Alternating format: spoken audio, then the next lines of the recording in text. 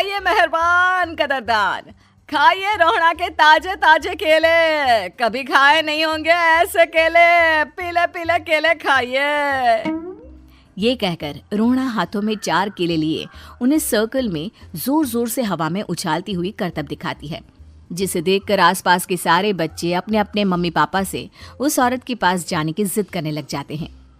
पापा, ऐसा तो सर्कस में बॉल से होता है ना, ये आंटी तो केले से कर रही है। चलिए ना पापा, देखते हैं। रोहड़ा एक पतली सी तार पर चलती हुई केलों से करतब दिखाती है। आते जाते सभी लोग बाहर रुककर उसके करतब देखते हैं और वाह वाही करते नहीं थकते। जैसे ही एक आदमी पास आकर उसे पैसे देने लग जाता है, तब वो कहती है, अरे नहीं नहीं साहब, मैं करतब तो बच्चों के मन को बहलाने के लिए करती हूँ। धंधा तो मेरा केले का है। पीछे देखो मेरी रिड्डी, जो भी मेरे केले खाएगा मेरी तरह चुस्त दुरुस्त और तंदुरुस्त हो जाएगा। पता चलता है क्या कि मेरी उम्र 55 की है। अरे पर ऐसे ठंड के मौसम में कोई केला क्यों खाएगा? ये ऐसे वैसे केले नहीं है साहब, ये शरीर में गर्मी देते हैं। ठंड को दूर भगाए जो भी रोहिणा के केले खाए। पापा, अगर मुझे केले नहीं मिले तो मैं घर नहीं जाऊंगी। तभी उसके पापा कहते हैं कि बेटा, केले ठंड में कभी गर्मी नहीं देते। ये सब कहने की बातें हैं, सामान बेचने का तरीका है इनका। पर पिंकी नहीं मानती। मैं केले खाऊंगी। पिंकी की जिद के आगे नत्थू हार जाता है और उसे केले खरीद कर दे देता है। पिंकी खुश होकर केले घर ले आकर खाती है। अब मैं भी करतब करूंगी, कितना मजा आएगा। जादुई केले। पिंकी पहला केला खत्म भी नहीं करती कि वो बेहोश हो जाती है। दूसरे केले से एक काला धुआं आता है और रोहड़ा चुड़ैल बनकर बाहर निकल आती है। मेरे भूतिया केले बच्चे न खाए, ऐसा हो ही नहीं सकता। जादूपुर वालों, कब तक बचोगे? आ गई हूं मैं रोहड़ा, जिसका कोई नहीं कर सकता सामना।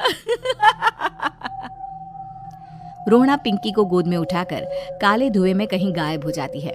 शाम के वक्त नत्थू घर लौटता है और पिंकी को घर में ना पाकर उसकी माँ से कहता है, माँ पिंकी कहाँ है? अरे बेटा, उसे तो तू सुबह करतब दिखाने ले गया था ना, फिर कहाँ वापस आए तुम दोनों? मुझे लगा तू उसे अपने साथ मंडी ले गया होगा। हे भगवान, मेरी बच्ची कहाँ गई? मैं उसे घर ही तो छोड़कर गया था माँ। नत्थू गांव के घर कोने में अपनी बेटी को ढूंढता है, पर उसे वो कहीं नहीं मिलती। परेशान होकर आके रो रो कर नत्थू हिम्मत हार कर घर लौट आता है। अगली सुबह रोहड़ा फिर से करतब दिखाने आती है और इस बार पिंकी की तरह रोनी केले खरीद लेता है।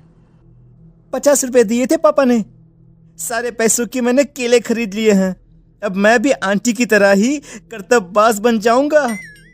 यही सोचते हुए रोनी केले खाता है और पहला अकेला केला आधा खत्म भी नहीं करता कि चुड़ैल उसके सामने आ जाती है। मेरे साथ चलने का समय आ गया है रोनी। ये तो बस शुरुआत है। अब इस गांव के सारे बच्चे धीरे धीरे मेरे कब्जे में होंगे, एक बच्चा भी नहीं बचेगा। ये कहकर रोनी को गोद में लेकर काले धुएं में अदृश्य हो जाती है। इसके बाद हर रोज गांव में से कोई ना कोई बच्चा गायब होता, पर ऐसा क्यों हो रहा है किसी को भी समझ में नहीं आ पा रहा था। रोज की तरह अपनी बेटी पिंकी की तलाश में नत्थू गांव के एक तालाब के पास बैठा रो रहा था। कहाँ गई मेरी पिंकी? शकुंतला के जाने के बाद एक वही तो मेरा सहारा थी। अरे उसकी आत्मा कोस रही होगी मुझे कि मैं अपनी बच्ची को संभाल भी नहीं पाया। नत्थू ये कहता हुआ रो ही रहा था कि तभी तालाब में से उसे शकुंतला की आवाज सुनाई देती है। कहाँ थी तुम शकुंतला? हमारी बच्ची और सारे गायब हुए बच्चे रोहड़ा के कब्जे में हैं।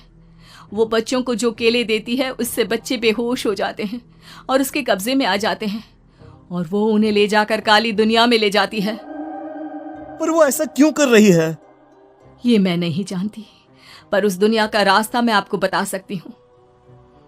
जहां ये नदी खत्म होती है वहां एक केले का पेड़ है, उसके नीचे एक दरवाजा है, वहीं से रास्ता जाता है उस दुनिया का।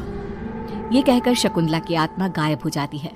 गांव के सभी लोग झुंड बनाकर उसी रास्ते से काली दुनिया में चले जाते हैं और वहां देखते हैं कि सारे बच्चे वहां काम कर रहे थे।